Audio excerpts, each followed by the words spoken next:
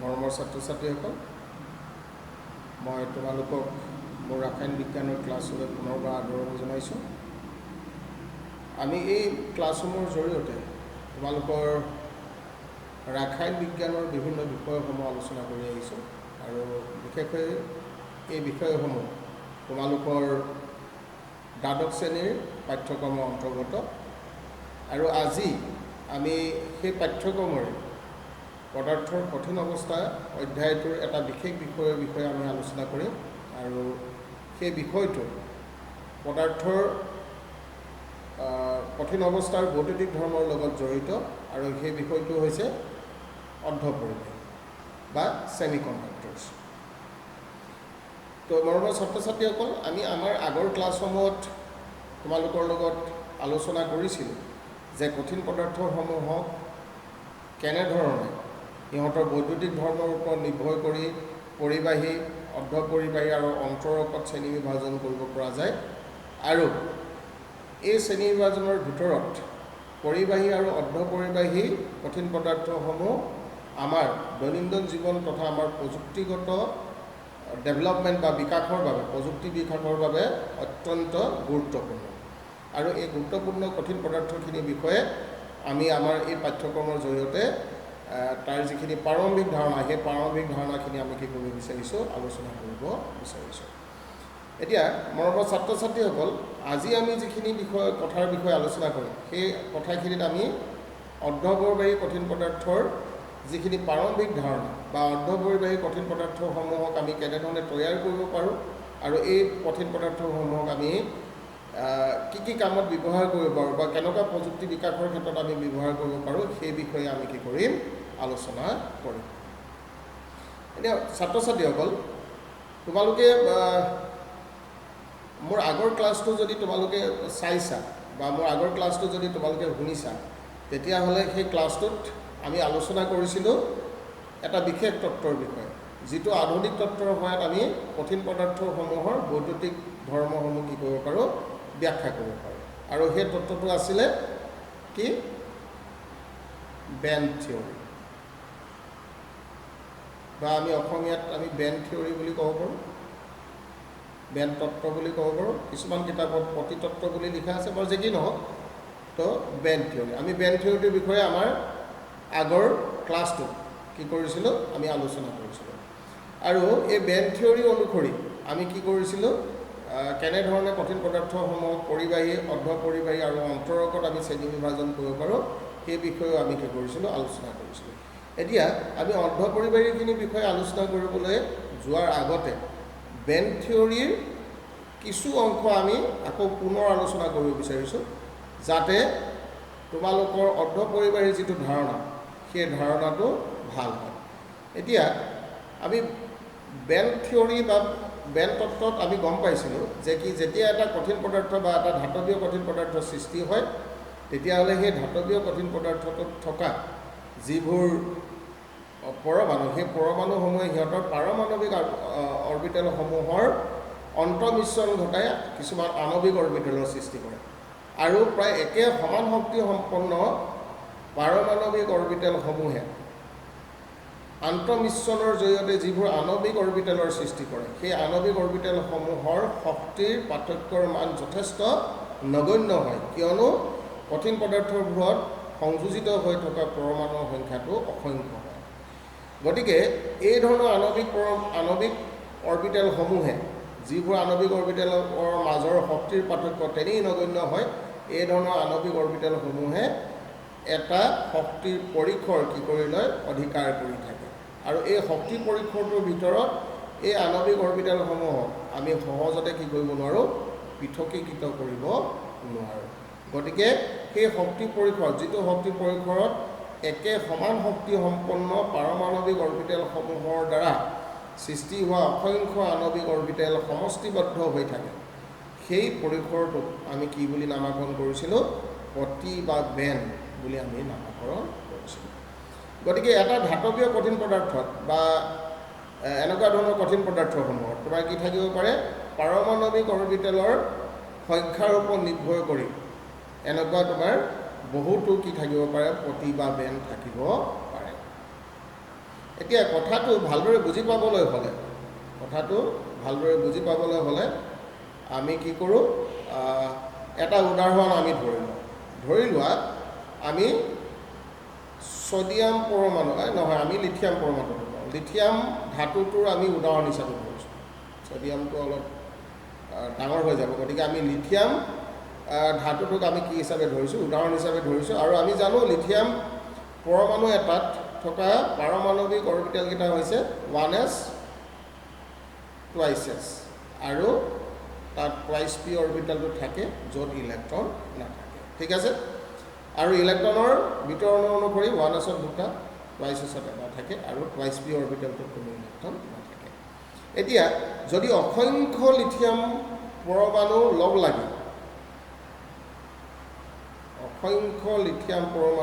লগ লাগি যদি লিথিয়াম ধাতুটো উৎপন্ন হয়, তেতিয়াহ'লে তাত এনেকুৱা 1s 2s 2p অসংখ্য পাৰমাণৱিক অৰবিটেল থাকিব। এতিয়া 1s অৰবিটেলসমূহৰ অন্তঃমিশ্ৰণৰ ফলত যিবোৰ আণৱিক অৰবিটেলৰ সৃষ্টি হ'ব, সেই আণৱিক অৰবিটেলসমূহৰ শক্তিৰ পাৰ্থক্যৰ মানটো তেনেই নগণ্য হ'ব। আৰু এই 1s অৰবিটেলসমূহে সৃষ্টি কৰা বণ্ডিং আৰু এণ্টি বণ্ডিং অৰবিটেলসমূহ লগ লাগি এটা তোমাৰ কি সৃষ্টি হ'ব, পটি বা বেণ্ডৰ সৃষ্টি হ'ব। এতিয়া এই ছবিটোত মই 1s বেণ্ডটো আঁকি দেখুওৱা নাই বুলি ধৰা, মই ইয়াত 2sৰ কথাটো আঁকিছোঁ বুলি ধৰা। গতিকে 2sখিনিয়ে কি কৰিছে, এই বেণ্ডটো সৃষ্টি কৰিছে। আৰু এই বেণ্ডটোত তোমাৰ কি আছে, 2s পাৰমাণৱিক অৰবিটেলসমূহৰ সংমিশ্ৰণৰ ফলত সৃষ্টি হ'ব পৰা বণ্ডিং, এণ্টি বণ্ডিং আৰু নন বণ্ডিং আণৱিক অৰবিটেলসমূহ তোমাৰ কি হৈ আছে, এই পৰিসৰটোৰ ভিতৰত আছে অথবা এই বেণ্ডটোৰ ভিতৰত আছে। আৰু ইয়াক আমি কি বুলি নামাকৰণ কৰিছোঁ, 2s বেণ্ড বুলি আমি কি কৰিছোঁ, নামাকৰণ কৰিছোঁ। ঠিক একেধৰণে কি হ'ব পাৰে, 2p অৰবিটেলসমূহ তোমাৰ কি কৰিব পাৰে, এনেকুৱা ধৰণৰ তোমাৰ কি সৃষ্টি কৰিব পাৰে, বেণ্ড সৃষ্টি কৰিব পাৰে। এতিয়া 2p অৰবিটেলৰ ক্ষেত্ৰত আমি কেইটা বেণ্ড পাম, আমি কেইবাটাও বেণ্ড পাম, কাৰণ 2p তিনিটা অৰবিটেল আছে, px py pz। তাৰে pz তোমাৰ এক প্ৰকাৰৰ আণৱিক অৰবিটেল সৃষ্টি কৰে, py আৰু px বেলেগ এক প্ৰকাৰৰ আণৱিক অৰবিটেল সৃষ্টি কৰে। গতিকে সেই ক্ষেত্ৰত আমি এনেকুৱা বেণ্ড কেইবাটাও পাব পাৰোঁ। আৰু ইমান আমি জটিলতালৈ নাযাওঁ, এইটোক আমি কি বুলি ধৰি লৈছোঁ, 2p বেণ্ড বুলি আমি কি কৰিছোঁ, ধৰি লৈছোঁ, ঠিক আছে।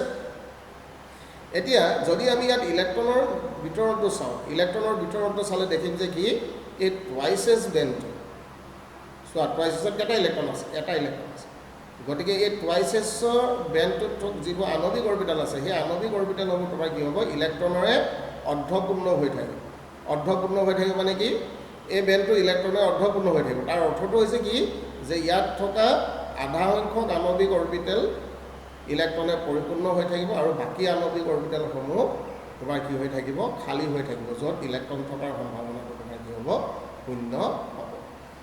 আকৌ 2p অৰবিটেলসমূহত তোমাৰ কোনো ইলেক্ট্ৰন নাই, গতিকে 2p বেণ্ডটোত ইলেক্ট্ৰন থকাৰ সম্ভাৱনা তোমাৰ কি নাই। এতিয়া আমি যদি শক্তিৰ কথাটো আলোচনা কৰোঁ, তেতিয়া দেখিম যে কি, শক্তিৰ মানটোত আমি কি দেখুৱাইছোঁ, তলৰ পৰা ওপৰলৈ বাঢ়ি যোৱা দেখুৱাইছোঁ। তাৰমানে কি 1sৰ পৰা 2sলৈ শক্তিৰ মানটো বাঢ়ি যাব। ঠিক একেধৰণে বেণ্ডখিনিৰ ক্ষেত্ৰতো 2s বেণ্ডৰ শক্তিৰ মানটো 2p বেণ্ডৰ শক্তিৰ মানতকৈ তোমাৰ কম হ'ব। কিন্তু এই ক্ষেত্ৰত আমি আৰু এটা ধাৰণা আমাৰ কি হ'ব লাগিব, ক্লিয়াৰ হ'ব লাগিব। আৰু সেই ধাৰণাটো হৈছে যে কি, এই বেণ্ডসমূহ, যিসমূহ বেণ্ড আমি পাম বা যিসমূহ বেণ্ড গঠিত হ'ব, এই বেণ্ডসমূহ দুই প্ৰকাৰ। এক প্ৰকাৰ তোমাৰ কি হ'ব থাকিব, ইলেক্ট্ৰনে কি হ'ব,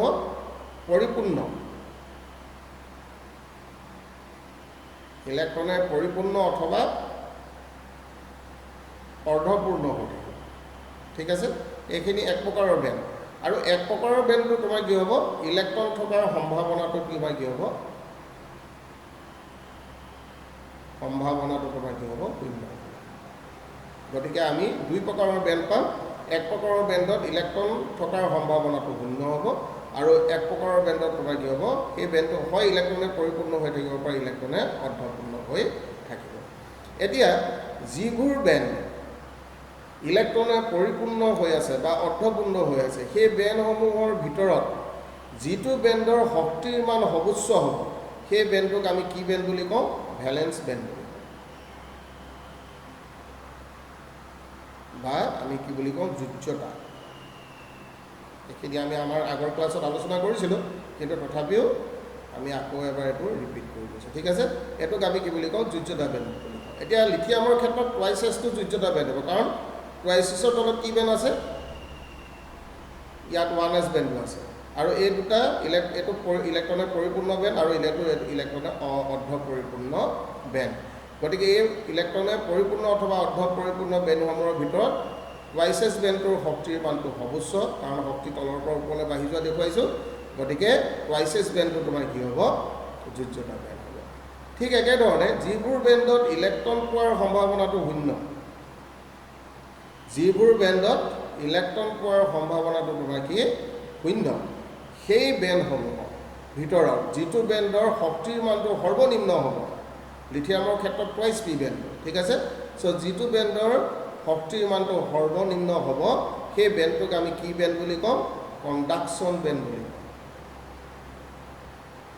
কণ্ডাকশ্যন বেণ্ড বা পৰিবহণ বেণ্ড, পৰিবহণ বেণ্ড। ঠিক আছে, এতিয়া আমি বেণ্ডৰ এই দুটা ধাৰণা আমি পাই গ'লোঁ, যে যিবোৰ বেণ্ডত ইলেক্ট্ৰন থকাৰ সম্ভাৱনা আটাইতকৈ শূন্য, সেই বেণ্ডসমূহৰ ভিতৰত সৰ্বনিম্ন শক্তি বিশিষ্ট বেণ্ডটো হৈছে কণ্ডাকশ্যন বেণ্ড, আৰু ইলেক্ট্ৰনে পৰিপূৰ্ণ আৰু অৰ্ধ পৰিপূৰ্ণ বেণ্ডসমূহৰ ভিতৰত যিটো বেণ্ডৰ শক্তিৰ মানটো সৰ্বোচ্চ, তাক তোমাৰ কি বুলি কোৱা হয়, ভেলেন্স বেণ্ড বা যোজ্যতা বেণ্ড বুলি কোৱা হয়। চ' এই ধাৰণাটো আমি পালোঁ। আৰু এই ক্ষেত্ৰত আৰু এটা ধাৰণা আমাৰ প্ৰয়োজনীয়, সেইটো হৈছে যে কি, বেণ্ডসমূহৰ মাজত থকা শক্তিৰ পাৰ্থক্য। ঠিক আছে, চ' এইটোক তোমাৰ কি বুলি কোৱা হয়, বেণ্ড গেপ বা বেণ্ড ব্যৱধান বুলি কোৱা হয়। কি বুলি কোৱা হয়, বেণ্ড ব্যৱধান। ঠিক আছে, চ' বেণ্ড গেপ বা বেণ্ড ব্যৱধান বুলি কোৱা হয়। ঠিক আছে, এতিয়া আমি এই যিখিনি ধাৰণা ল'লোঁ, এই ধাৰণাখিনিৰ সহায়ত আমি কাৰ সংজ্ঞাটো দিওঁ, অৰ্ধ পৰিবাহীৰ আমি কি দিওঁ, সংজ্ঞাটো দিওঁ। ঠিক আছে, তো তেতিয়াহ'লে আমি অৰ্ধ পৰিবাহী সংজ্ঞাটো কেনেধৰণে পাম, তো বেণ্ড তত্ত্বৰ ভিত্তিত আমি অৰ্ধ পৰিবাহী সংজ্ঞাটো দিছোঁ, যে যিবোৰ পদাৰ্থত যোজ্যতা বেণ্ড, যিবোৰ পদাৰ্থত যোজ্যতা বেণ্ড আৰু পৰিবহণ বেণ্ডৰ মাজৰ বেণ্ডৰ ব্যৱধান কম হয়, একেবাৰে নগণ্য নহয় কিন্তু কম হয়, তেনেবোৰ পদাৰ্থকে আমি কি বুলি কৈছোঁ, আভ্যন্তৰীণ অৰ্ধ পৰিবাহী বুলি কৈছোঁ, ইন্ট্ৰেন্সিক ছেমি কণ্ডাক্টৰ বুলি কৈছোঁ। ঠিক আছে, তাৰমানে যিটো বেণ্ড ব্যৱধান হ'ব, ধৰি লোৱা এইটো কণ্ডাকশ্যন বেণ্ড আৰু এইটো ভেলেন্স বেণ্ড, এই যিটো বেণ্ড গেপ, এই বেণ্ড গেপটো খুব কম হ'ব লাগে। গণ্য হ'লে কি হ'ব, এইটোটা আৰু কাষ চাপি যাব। ধৰি লোৱা এইটো বেণ্ড গেপটো আমি এই ক্ষেত্ৰত নগণ্য বুলি কৈছোঁ, এই ক্ষেত্ৰত আমি কি বুলি কৈছোঁ, কম বুলি কৈছোঁ। ঠিক আছে, তো যদি বেণ্ড গেপটো নগণ্য হয়, তেতিয়াহ'লে তোমাৰ কি হ'ব, ইলেক্ট্ৰনৰ সংক্ৰমণ যোজ্যতা বেণ্ডৰ পৰা পৰিবহণ বেণ্ডলৈ সহজতে হ'ব, কম শক্তিতে সম্পন্ন হ'ব। গতিকে এই পদাৰ্থটো পৰিবাহী হ'ব। কিন্তু যদি বেণ্ড গেপ বা বেণ্ড ব্যৱধানটো যদি তোমাৰ কি হয়, কম হয়, তেতিয়াহ'লে তোমাৰ কি হ'ব, সাধাৰণ উষ্ণতাত খুব কম পৰিমাণৰ ইলেক্ট্ৰন কি হ'ব পাৰিব, যোজ্যতা বেণ্ডৰ পৰা পৰিবহণ বেণ্ডলৈ গতি কৰিব পাৰিব। অৰ্থাৎ সাধাৰণ উষ্ণতাত কি হ'ব, এই পদাৰ্থটোৰ যিটো পৰিবহণতা, সেই পৰিবহণতাটো যথেষ্ট কম হ'ব। কিন্তু উষ্ণতা বৃদ্ধি কৰি দিয়াৰ লগে লগে এই সংক্ৰমণৰ সংখ্যাটো বৃদ্ধি পাব, আৰু ফলস্বৰূপে পদাৰ্থটোৰ কি হ'ব, পৰিবহণতাও তোমাৰ কি পাব, বৃদ্ধি পাব। অৰ্থাৎ উষ্ণতা বৃদ্ধিৰ লগে লগে এই শ্ৰেণীৰ পদাৰ্থৰ তোমাৰ কি বাঢ়িব, পৰিবহণতাটো বাঢ়িব। আৰু এনেধৰণৰ পদাৰ্থকে আমি কি বুলি কৈছোঁ, আভ্যন্তৰীণ অৰ্ধ পৰিবাহী বা ইন্ট্ৰিনচিক ছেমি কণ্ডাক্টৰ বুলি কৈছোঁ। ঠিক আছে, গতিকে বেণ্ড তত্ত্বৰ ভিত্তিত আমি এনেধৰণে কি কৰিব পাৰোঁ,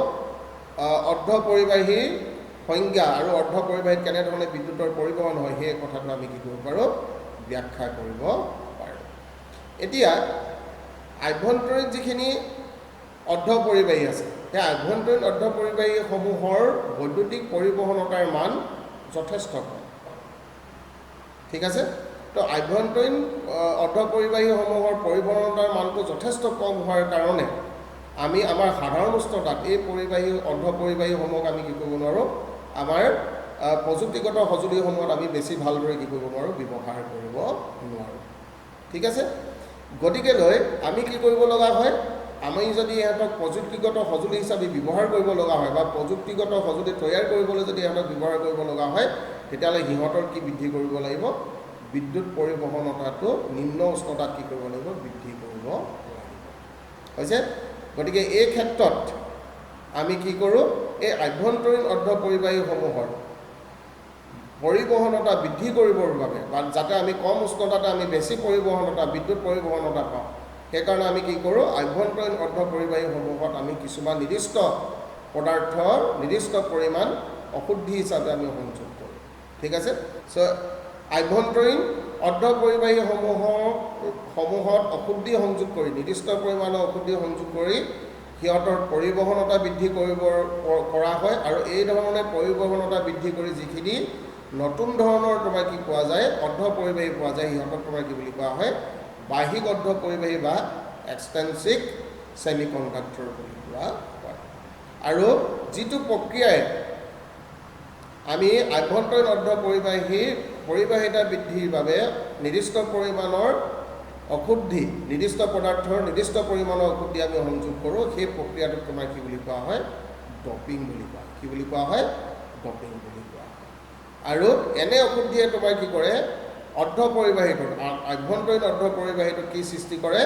ইলেক্ট্ৰনীয় ত্ৰুটি সৃষ্টি কৰে, আৰু যাৰ বাবে ইহঁতৰ পৰিবাহিতা তোমাৰ কি পায়, বৃদ্ধি পায়। এতিয়া আভ্যন্তৰীণ অৰ্ধপৰিবাহীৰ উদাহৰণ হৈছে কি, চিলিকন বা জাৰ্মেনিয়াম, যিটো আমাৰ আগৰ শ্লাইডটোত আছিলে। এতিয়া যদি আমি চিলিকনত অশুদ্ধি সংযোগ কৰোঁ, তেতিয়াহ'লে আমি কি পাব পাৰোঁ, এক্সটেনচিভ ছেমিকণ্ডাক্টৰ বা বাহ্যিক অৰ্ধপৰিবাহী পাব পাৰোঁ। ঠিক একেধৰণে যদি জাৰ্মেনিয়ামতো আমি যদি অশুদ্ধি সংযোগ কৰোঁ, তেতিয়াহ'লে আমি কি পাব পাৰোঁ, এক্সটেনচিভ অৰ্ধপৰিবাহী বা বাহ্যিক অৰ্ধপৰিবাহী আমি পাব পাৰোঁ। এতিয়া যিবোৰ অশুদ্ধি আমি সংযোগ কৰিম, সেই অশুদ্ধিসমূহ দুই প্ৰকাৰৰ হয়, আৰু সেই অশুদ্ধিসমূহৰ প্ৰকাৰৰ ওপৰত নিৰ্ভৰ কৰি আমি এক্সটেনচিভ ছেমিকণ্ডাক্টৰবোৰ আমি দুই প্ৰকাৰৰ পাব পাৰোঁ। অৰ্থাৎ আমি কি কৰিব পাৰোঁ, যদি অৰ্ধপৰিবাহীটোতকৈ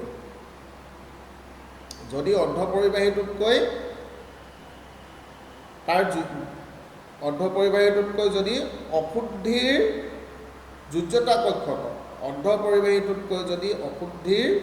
যোজ্যতা কক্ষকত তোমাৰ কি থাকে, বেছি ইলেক্ট্ৰন থাকে, তেতিয়াহ'লে সেই অশুদ্ধিটোক আমি কি বুলি ক'ম, ইলেক্ট্ৰন চহকী অশুদ্ধি বা ডাটা অশুদ্ধি বুলি ক'ম। ঠিক আছে, যদি অৰ্ধপৰিবাহীটোৰ পৰমাণুৰ যোজ্যতা কক্ষকতকৈ অশুদ্ধিটোৰ পৰমাণুৰ যোজ্যতা কক্ষকত তোমাৰ কি থাকে, ইলেক্ট্ৰনৰ সংখ্যা বেছি থাকে, তেতিয়াহ'লে সেই অশুদ্ধিটোক আমি কি অশুদ্ধি বুলি ক'ম, ইলেক্ট্ৰন চহকী অশুদ্ধি বা ডাটা অশুদ্ধি বুলি ক'ম। আৰু এনেধৰণৰ অশুদ্ধি যদি আমি সংযোগ কৰোঁ, তেতিয়াহ'লে যিটো বাহ্যিক অৰ্ধপৰিবাহী পোৱা যায় বা এক্সটেনচিভ ছেমিকণ্ডাক্টৰ পোৱা যায়, তাক তোমাৰ কি প্ৰকাৰৰ ছেমিকণ্ডাক্টৰ বুলি কোৱা হয়, এন প্ৰকাৰৰ ছেমিকণ্ডাক্টৰ বা অৰ্ধপৰিবাহী বুলি কোৱা হয়। ঠিক আছে, এতিয়া ইয়াৰ যদি ওলোটাটো যদি কৰোঁ, অৰ্থাৎ অৰ্ধপৰিবাহীটোৰ পৰমাণুৰ যোজ্যতা কক্ষকত থকা ইলেক্ট্ৰনৰ সংখ্যাতকৈ অশুদ্ধিটোৰ যোজ্যতা কক্ষকত থকা ইলেক্ট্ৰনৰ সংখ্যা যদি কম হয়, তেতিয়াহ'লে তাক তোমাৰ কি বুলি কোৱা হয়, ইলেক্ট্ৰন ঘাটি বা গ্ৰাহক অশুদ্ধি বুলি কোৱা হয়। আৰু এনেধৰণৰ অশুদ্ধি সংযোগ কৰিলে যি প্ৰকাৰৰ অৰ্ধপৰিবাহী পোৱা যায়, যি প্ৰকাৰৰ বাহ্যিক অৰ্ধপৰিবাহী পোৱা যায়, তাক তোমাৰ কি বুলি কোৱা হয়, পি প্ৰকাৰৰ বাহ্যিক অৰ্ধপৰিবাহী বুলি কোৱা হয়। ঠিক আছে, চ' উদাহৰণস্বৰূপে আমি যদি চিলিকনত আৰ্ছেনিক সংযোগ কৰোঁ, আমি জানো চিলিকন গ্ৰুপ 14ৰ মৌল, আৰ্ছেনিক গ্ৰুপ 15ৰ মৌল। গতিকে চিলিকনৰ বহিঃকক্ষকত কেইটা ইলেক্ট্ৰন থাকিব, 4টা ইলেক্ট্ৰন থাকিব, বা চিলিকনৰ যোজ্যতা কক্ষকত 4টা ইলেক্ট্ৰন থাকিব, আৰু আৰ্ছেনিকৰ যোজ্যতা কক্ষকত কেইটা থাকিব, 5টা ইলেক্ট্ৰন থাকিব। অৰ্থাৎ আৰ্ছেনিকটো কি হ'ব, ইলেক্ট্ৰন চহকী বা ডাটা অশুদ্ধি হ'ব। গতিকে এই অশুদ্ধিটো যদি আমি কি কৰোঁ, চিলিকনত সংযোগ কৰোঁ, তেতিয়াহ'লে আমি কি প্ৰকাৰৰ অৰ্ধপৰিবাহী পাম, এন প্ৰকাৰৰ অৰ্ধপৰিবাহী পাম। ঠিক একেধৰণে চিলিকনত যদি আমি বৰণ অশুদ্ধি সংযোগ কৰোঁ, বৰণটো হৈছে গ্ৰুপ 13ৰ মৌল, গতিকে ইয়াৰ যোজ্যতা কক্ষকত কেইটা ইলেক্ট্ৰন থাকিব, 3টা ইলেক্ট্ৰন থাকিব। ঠিক আছে, গতিকে ইয়াৰ ইলেক্ট্ৰনৰ সংখ্যাটো চিলিকনৰ যোজ্যতা কক্ষকৰ ইলেক্ট্ৰনৰ সংখ্যাতকৈ কম, অৰ্থাৎ ই কি হ'ব, ইলেক্ট্ৰন ঘাটি বা গ্ৰাহক অশুদ্ধি হ'ব। আৰু এনেধৰণৰ অশুদ্ধি সংযোগ কৰিলে আমি কি প্ৰকাৰৰ অৰ্ধ পৰিবাহী পাম পি প্ৰকাৰৰ আমি অৰ্ধ পৰিবাহী পাম এতিয়া এই এন প্ৰকাৰৰ আৰু পি প্ৰকাৰৰ অৰ্ধ পৰিবাহী হ'ব কেনেধৰণে সৃষ্টি হয় বা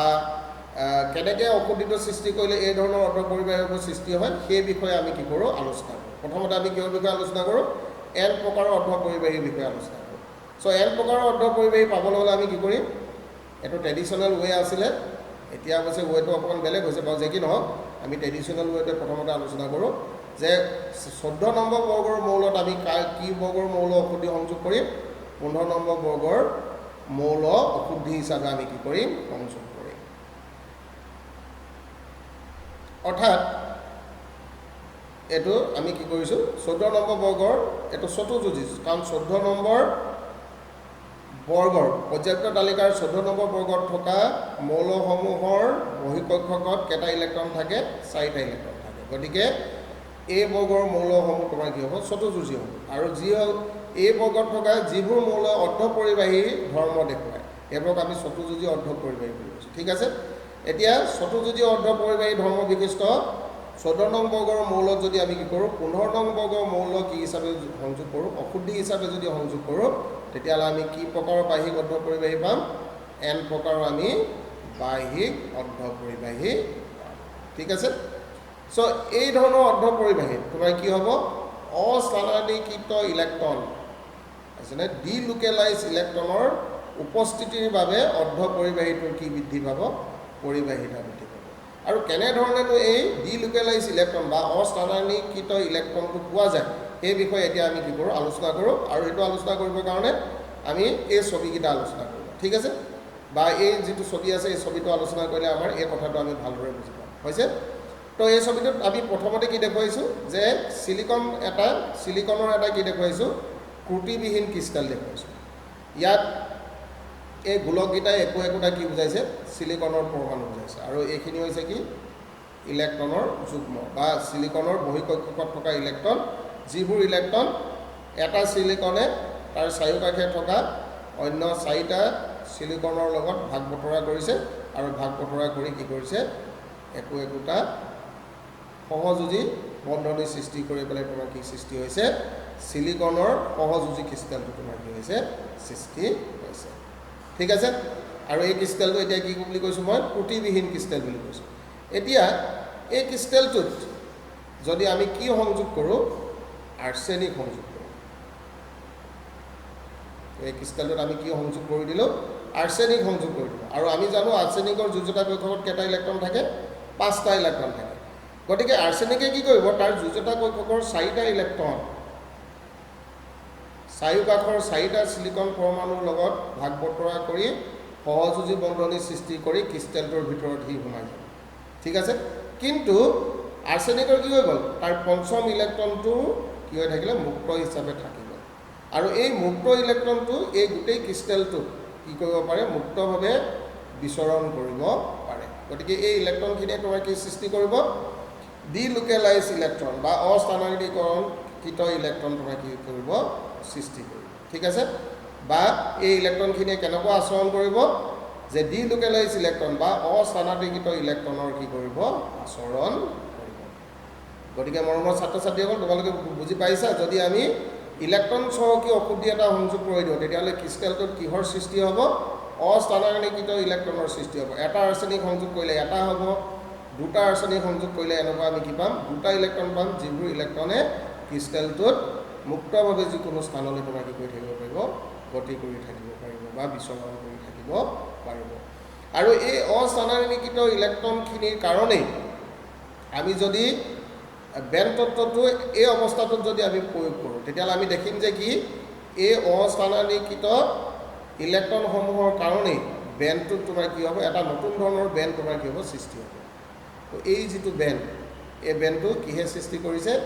সেই অস্থানান্তৰিকৃত ইলেক্ট্ৰনখিনিৰ কাৰণে সৃষ্টি হৈছে ঠিক আছে আৰু এই বেনটো ইলেক্ট্ৰনে পৰিপূৰ্ণ হৈ থাকিব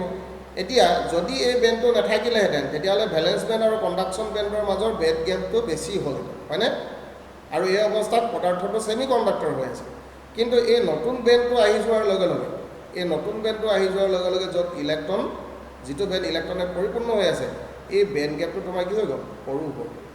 ফলস্বৰূপে এই বেণ্ড গেপটোৰ উপস্থিতিৰ কাৰণে অৰ্ধ পৰিবাহীটো তোমাৰ কি বাঢ়ি গ'ল ইলেক্ট্ৰনৰ সংক্ৰমণ কণ্ডাকশ্যন বেণ্ডলৈ হোৱা ইলেক্ট্ৰনৰ সংক্ৰমণৰ পৰিমাণটো বাঢ়ি গ'ল আৰু তাৰ অনুপাতে তোমাৰ কি বাঢ়ি যাব পদাৰ্থটোৰ পৰিবহনতাও বৃদ্ধি পাব যিহেতু ইয়াত তোমাৰ কি হৈছে ইলেক্ট্ৰনৰ উপস্থিতিৰ বাবে পৰিবহনতাটো বৃদ্ধি পাইছে সেইকাৰণে ইয়াক আমি কি বুলি কৈছোঁ এন টাইপ ছেমি কণ্ডাক্টৰ বুলি কৈছোঁ কাৰণ ইলেক্ট্ৰনৰ আধানটো হৈছে কি নিগেটিভ গতিকে নিগেটিভৰ পৰা আমি কি কৰিছোঁ এন টাইপ ছেমি কণ্ডাক্টৰ হিচাপে ইয়াক কি কৰিছোঁ নামাকৰণ কৰিছোঁ ঠিক আছে তো এই কথাকেইটা তোমালোকে বুজি পাইছা বুলি মই ধৰিছোঁ এতিয়া আমি ইয়াৰ পাছৰ আলোচনাটোলৈ যাওঁ ইয়াৰ পাছত আমি কিহৰ বিষয়ে আলোচনা কৰিম পি প্ৰকাৰৰ অৰ্ধ পৰিবাহীৰ বিষয়ে আমি কি কৰিম আলোচনা কৰিম আৰু পি প্ৰকাৰৰ অৰ্ধ পৰিবাহীসমূহ পাবৰ কাৰণে আমি কি কৰোঁ 14 নং বৰ্গৰ মৌলত আমি কি সংযোগ কৰিম 13 নং মৌল অশুদ্ধি হিচাপে আমি কি কৰিম সংযোগ কৰিম আৰু আমি জানো 13 নং বৰ্গৰ মৌলটো তোমাৰ কি ইলেক্ট্ৰন ঘাটি হ'লে বা গ্ৰাহক তোমাৰ অশুদ্ধি আৰু সেইকাৰণে কি হ'ব 13 নং মৌল অশুদ্ধি ৰূপে সংযোগ কৰিলে আমি যিটো এক্সটেনচিভ ছেমি কণ্ডাক্টৰ পাম বা বাহিক পৰিবাহী পাম সেইটো কি প্ৰকাৰৰ হ'ব পি প্ৰকাৰৰ হ'ব আৰু পি প্ৰকাৰৰ অৰ্ধ পৰিবাহীত তোমাৰ কি থাকে ইলেক্ট্ৰন ৰন্ধ্ৰ থাকে তাৰমানে এনেকুৱা কিছুমান স্থান থাকে যিবোৰ স্থানত ইলেক্ট্ৰন থাকিব লাগিছিল কিন্তু তাত ইলেক্ট্ৰন নাথাকে চ' সেই ইলেক্ট্ৰন ৰন্ধ্ৰৰ বাবেই তোমাৰ কি হয় পি প্ৰকাৰৰ বাহিক অৰ্ধ পৰিবাহী তোমাৰ কি বৃদ্ধি পায় পৰিবাহিতা বৃদ্ধি পায় এই ৰন্ধ্ৰবোৰক কিছু কিতাপত ধনাত্মক ৰন্ধ্ৰ হিচাপেও তোমাৰ কি কৰা হৈছে উল্লেখ কৰা হৈছে কথাটো বুজি পাবৰ কাৰণে আমি আকৌ চিত্ৰটো লওঁ তো এইটো হ'ল কুটিবিহীন চিলিকন পৰমাণুৰ চিত্ৰ এইটো আগতেই মই আলোচনা কৰিছোঁ এতিয়া চোৱা ধৰি লোৱা এই ক্ৰিষ্টেলটোত এই কুটিবিহীন ক্ৰিষ্টেলটোত আমি কি সংযোগ কৰিলোঁ বৰণ সংযোগ কৰিলোঁ তো বৰণৰ যুঁজোতা কক্ষকত তোমাৰ কেইটা ইলেক্ট্ৰন আছে তিনিটা ইলেক্ট্ৰন আছে কেইটা ইলেক্ট্ৰন আছে তিনিটা ইলেক্ট্ৰন আছে গতিকে সেই তিনিটা ইলেক্ট্ৰন ব্যৱহাৰ কৰি তাৰ চাৰিওফালে থকা তিনিটা চিলিকন পৰমাণুৰ লগত সহযোজী বন্ধনী সৃষ্টি কৰি চিলিকনৰ সহযোজী ক্ৰিষ্টেলটোৰ ভিতৰত সোমাই যাব ঠিক আছে কিন্তু এই চিলিকন পৰমাণুটোলৈ চোৱা তো এই চিলিকন পৰমাণুটোৰ কি হ'ল তাৰ যুঁজোতা কক্ষকত থকা ইলেক্ট্ৰনটোৰ লগত ভাগ বতৰা কৰিব পৰাকৈ বৰণৰ ওচৰত কোনো ইলেক্ট্ৰন নাই গতিকে এই অঞ্চলটোত এটা ইলেক্ট্ৰনৰ প্ৰয়োজন হৈছিলে কিন্তু সেই ইলেক্ট্ৰনটো বৰণৰ যুঁজোতা কক্ষকত নাই গতিকে এই অঞ্চলটো কি হিচাপে থাকিব ধনাত্মক ৰন্ধ্ৰ হিচাপে থাকিব বা ইলেক্ট্ৰনৰ ৰন্ধ্ৰ হিচাপে থাকিব অৰ্থাৎ য'ত ইলেক্ট্ৰন নাথাকে এতিয়া এই ধনাত্মক ৰন্ধ্ৰটো বা এই ইলেক্ট্ৰন নথকা স্থানটো তোমাৰ কি হ'ব পাৰে গোটেই ক্ৰিষ্টেলটোত তোমাৰ কি হ'ব পাৰে বিচৰণ কৰিব পাৰে আৰু এই স্থানটোৰ উপস্থিতিৰ বাবেই বৰণ অশুদ্ধি সংযোগ কৰি দিয়াৰ লগে লগে চিলিকন অৰ্ধ পৰিবাহী তোমাৰ কি বৃদ্ধি পাব পৰিবাহিতা বৃদ্ধি পাব এতিয়া এই কথাখিনি যদি আমি আমাৰ বেণ্ড তত্ত্বৰ সাপেক্ষে যদি আমি আলোচনা কৰিব বিচাৰোঁ তেতিয়াহ'লে কথাটো এনেকুৱা ধৰণৰ হ'ব তোমালোকে চোৱা তো বেণ্ড তত্ত্বৰ সাপেক্ষে যদি আমি আলোচনা কৰিব বিচাৰোঁ তেতিয়া কথাটো এনেকুৱা ধৰণৰ হ'ব চোৱা এইটো ভেলেন্স বেণ্ড এতিয়া ইয়াত এটা নতুন ধৰণৰ বেণ্ডৰ সৃষ্টি হ'ব কাৰণ য'ত তোমাৰ কি নাথাকিব ইলেক্ট্ৰন নাথাকিব কাৰণ আমি দেখিছিলোঁ যে বৰণ পৰমাণু আৰু চিলিকন পৰমাণুৰ মাজত অকল এটা ইলেক্ট্ৰনহে আছে এইডোখৰত এটা কিটা আছে ধনাত্মক ৰন্ধ্ৰ এটা আছে ঠিক আছে এই ধনাত্মক ৰন্ধ্ৰটোৰ উপস্থিতিৰ বাবে তোমাৰ কি হ'ব এই এম্পটি বেণ্ডটো তোমাৰ কি হ'ব সৃষ্টি হ'ব হৈছে এতিয়া এই এম্পটি বেণ্ডটো আহি যোৱাৰ লগে লগে কি হ'ব এই এম্পটি বেণ্ডটোৱে ভেলেন্স বেণ্ড আৰু কণ্ডাকশ্যন বেণ্ডৰ মাজৰ যিটো বেণ্ড গেপ এই বেণ্ড গেপটো তোমাৰ কি কৰি দিলে কমাই দিলে হয়নে কাৰণ এতিয়া এই এম্পটি বেণ্ডে কণ্ডাকশ্যন বেণ্ডৰ নিচিনা কাম কৰিব গতিকে ইয়াৰ পৰা ইয়ালৈ কি হ'ব পাৰিব সহজতে ইলেক্ট্ৰনৰ সংক্ৰমণ হ'ব পাৰিব আৰু সেই সহজ ইলেক্ট্ৰন সংক্ৰমণৰ কাৰণে পদাৰ্থটোৱে তোমাৰ কি লাভ কৰিব অৰ্ধ পৰিবাহী পদাৰ্থটো তোমাৰ কি হ'ব পৰিবহনতাৰ মানটো তোমাৰ কি হৈ যাব বৃদ্ধি পাই যাব গতিকে মৰমৰ ছাত্ৰ ছাত্ৰীসকল এই ধৰণৰ অৰ্ধ পৰিবাহীসমূহক কিয় পি টাইপ